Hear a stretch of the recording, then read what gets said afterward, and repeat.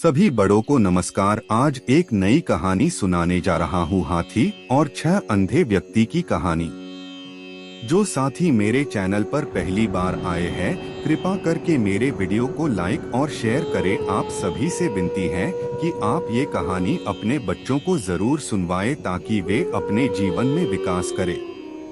तो आइए कहानी शुरू करते हैं। एक समय की बात है, एक गांव में 6 अंधे व्यक्ति रहते थे।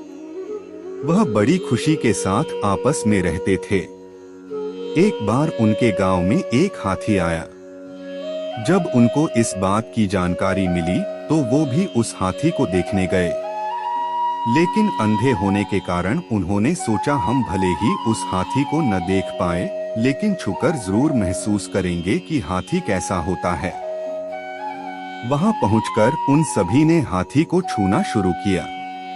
हाथी को छूकर एक अंधा व्यक्ति बोला, हाथी एक खंभे की माफिक होता है। मैं अब अच्छे से समझ गया हूँ, क्योंकि उसने हाथी के पैरों को महसूस किया था।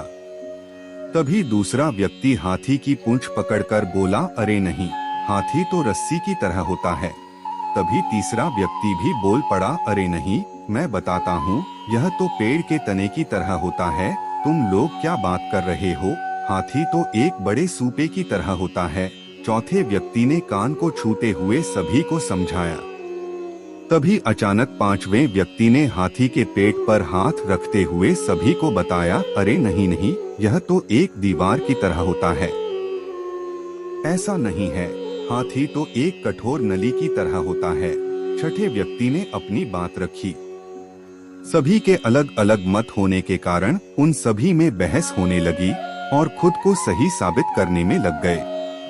उनकी बहस तेज होती गई और ऐसा लगने लगा मानो वो आपस में लड़ ही पड़ेंगे। तभी वहां से एक बुद्धिमान व्यक्ति गुजर रहा था।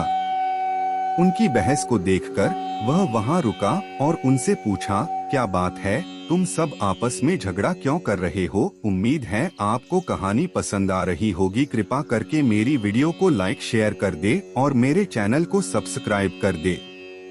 अब आगे की शेष कहानी सुनिए। उन्होंने बहस का कारण बताते हुए उस बुद्धिमान व्यक्ति को बताया कि हम यह नहीं तय कर पा रहे हैं कि आखिर हाथी दिखता कैसा है।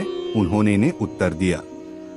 फिर एक एक करके उन्होंने अपनी बात उस व्यक्ति को समझाई।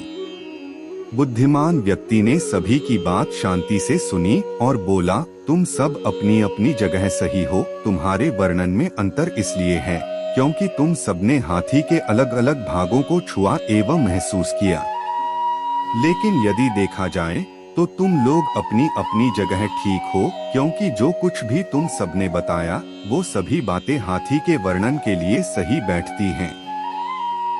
अब तक सभी को सारी बातें समझ आ गई थी। उसके बाद उस बुद्धिमान व्यक्ति ने उन्हें समझाया, यदि आप सब अपने जो महसूस किया उसके अलावा भी यदि आगे कुछ देखते तो आपको हाथी असल में कैसा होता है समझ आ जाता। दोस्तों, अधिकतर ऐसा होता है कि हम सच्चाई जाने बिना अपनी बात को लेकर अड़ जाते हैं कि हम ही सही हैं और बाकी सब गलत है। लेकिन कई बार ऐसा होता है कि हम केवल सिक्के का एक ही पहलू देख रहे होते हैं। हमें जरूरत है सिक्के के दोनों पहलुओं को देखकर समझने की। इसलिए हमें अपनी बात तो रखनी चाहिए, पर दूसरों की बात भी सब्र से सुननी चाहिए और कभी भी बेकार की बहस में नहीं पड़ना चाहिए। वेद पुराणों में भी कहा गया है कि एक सत्य को कई तरीके से बताया जा सकता है। इसलिए यदि जब अगली बार आप ऐसी किसी बहस में पड़े तो याद कर लीजिएगा कि कहीं ऐसा तो नहीं कि आपके हाथ में सिर्फ कान हो और बाकी हिस्से किसी और के पास हैं। पूरी कहानी ध्यान से सुनने के लिए धन्यवाद। अंत में यही कहूँगा, ईश्वर आप सभी को सुखी रखे और अपना ख्याल रखे। उम्मीद है कि आपको यह कहानी पसंद आई होगी। आपका कोई भी सुझाव है तो मुझे कमेंट में कह सकते हैं। कृपा करके आप मेरे चैनल को सब्सक्राइब करें और मेरी वीडियो को लाइक करें। अब मैं मिलता हूँ आपको अगली वीडियो में।